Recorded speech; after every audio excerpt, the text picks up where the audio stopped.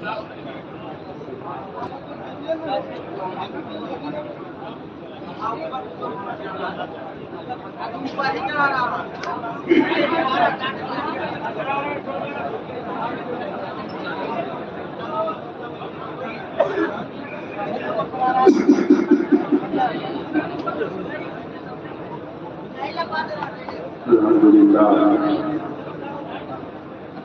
لله رب العالمين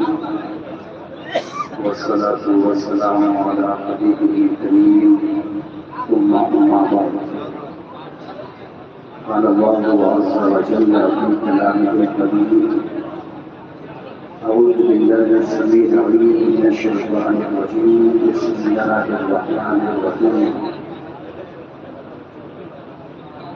قل لا أسألكم عليه أجرا إلا المودة في القربى صدق الله العلي العظيم وصدق رسوله النبي الأمين الكريم معزز ومكرم سامعین ناظرین حضور اولاد غوث اعظم نقیب اہل سنت دیگر تمام صاحبان ارباب علم اور میری نظروں کے سامنے موجود تمام مسلمان اہل سنت السلام علیکم ورحمۃ اللہ وبرکاتہ۔ درود پاک پڑھ لیجیے اللہم صلی علی سیدنا محمد الصلاۃ والسلام علیک یا رسول اللہ صلی اللہ علیہ وسلم۔ بہت دیر سے ہم اور آپ علماء کرام کے بیانات اور شوق اور نبی اہل سنت عدت کو برقرار رکھا ہے۔ میں زیادہ 5-7 منٹ کے لیے آپ کے بیچ آ گیا ہوں۔ دعا کرے اللہ تعالیٰ ہماری زبان پر کلمۃ الحق جاری فرمائے۔ ایک بار اور درود پاک پڑھ لیں تاکہ میں گفتگو بڑھاؤں۔ اللہم صلی علی سیدنا مولانا محمد صلی اللہ علیہ وسلم۔ یہ جلسہ ہر سال منعقد ہوتا ہے۔ آج تقریباً 1 سال کے بعد سرزمین پر آپ سے ملاقات ہے میری، اور بہت سارے تحفے آپ کے لیے تیار مثل سے لایا ہوں۔ انشاءاللہ وقتاً فوقتاً آپ سے ملاقاتیں ہوتی رہے گی۔ علامہ رحمان صاحب کی نوازش کہ انہوں نے 2-4 منٹ مجھے بھی بولنے کا موقع دیا، اور یہ آپ کی محنتیں ہیں کہ ہر سال آپ یہاں جلسہ کرتے ہیں۔ عجب بات ہے، لاکھوں روپے خرچ ہو گئے جلسے میں،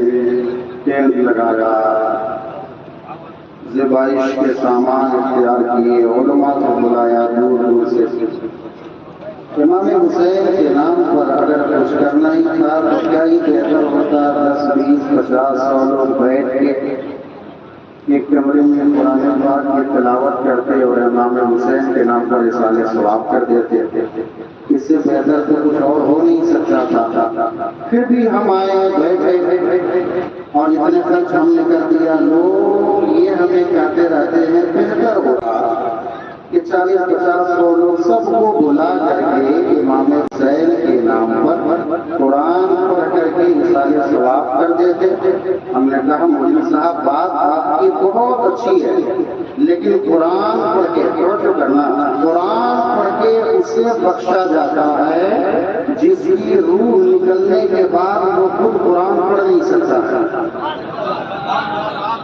جو سر کٹنے کے بعد قرآن کی تلاوت خود سے کر نہیں سکتا ہے۔ ہم اس حسین کے نام پر قرآن پڑھ کے کیا کر سکتے ہیں جو سر کٹانے کے بعد بھی ان کے نیزہ پر قرآن کی تلاوت کر رہا ہے؟ اور قرآن پڑھ کے اسے بخشا جاتا ہے جو گنہگار ہو، خطاکار ہو، سیاہکار ہو، ناہنجار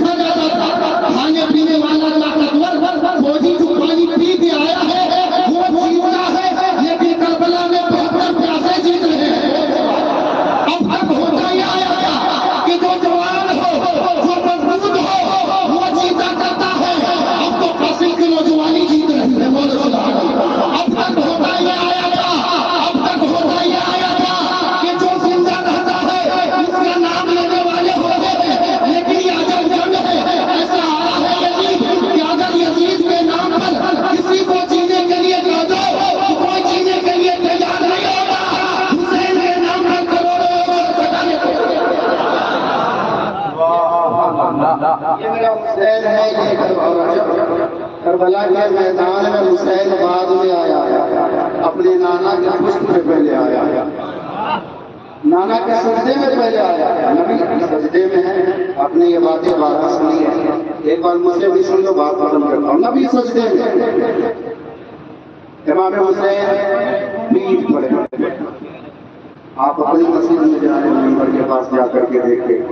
جہاں مصلی ہوتا ہے کتنے امام ایک ہی امام ہوتا ہے نا، یہ عجب مسئلہ ہے، ایک مصلی پر دو دو امام موجود ہیں، ایک نبیوں کا امام ہے تو ایک شہیدوں کا امام ہے، نبی سجدے میں بھیڑ پر حسین آ جاتا، حالانکہ اگر نبی چاہتے ہیں تو ہاتھ پکڑ کر کے نیچے اتار دیتے، نبی علیہ السلام نے تسبیح پڑھا دی، پڑھتے رہے جب تک حسین کرتے نہیں، امت کو یہ بتانے کے لیے کہ لوگوں عبادت کر کر کے جنت پانے کے لیے جیسے جنت کے خالق خدا کو خوش کرنا ضروری ہے، جنت کے مالک حسین کو خوش کرنا بھی ضروری ہے۔ حسین نبی سجدے میں، نبی نے تسبیح پڑھا، اچھا ٹھیک ہے، میں لے چل رہا ہوں آپ کو، سیدہ عائشہ صدیقہ طیبہ طاہرہ عابدہ زاہدہ جناب ام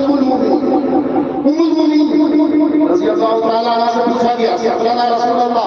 ہمیں نبی کی شان بیان کرے، نبی کی نام سنا دے، نبی کی صفت بیان کرے، سیدہ عائشہ نے کہا کیا پوچھتے ہو مجھ سے، کانا خلقہ القرآن، جا کے قرآن کو پڑھتے چلے جاؤ، میرے نبی کی سیرت کو دیکھتے چلے جاؤ، میرے نبی تو مکمل قرآن تھے، فرق یہ ہے آپ کی اور ہمارے گھر میں جو قرآن رکھا ہوا ہے وہ خاموش قرآن ہے، جو میرا نبی ہے وہ بولتا قرآن ہے، فرق یہ ہے ہمارے اور آپ کے گھروں میں جو دریچوں میں رکھا ہوا قرآن ہے وہ ایک جگہ پہ ساکت قرآن ہے، میرا نبی چلتا پھرتا قرآن، نبی قرآن۔ اچھا ایک مسئلہ میں پوچھنا چاہتا ہوں آپ یہ بتائیے کیا قرآن کے اوپر آپ کوئی دوسری چیز رکھ سکتے ہیں؟